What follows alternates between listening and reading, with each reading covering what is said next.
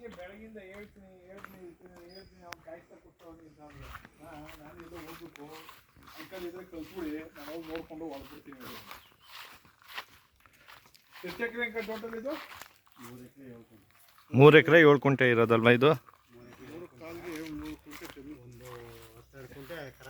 ಎಷ್ಟು ಬೋರ್ ಐತೆ? ಒಂದು ಬೋರು.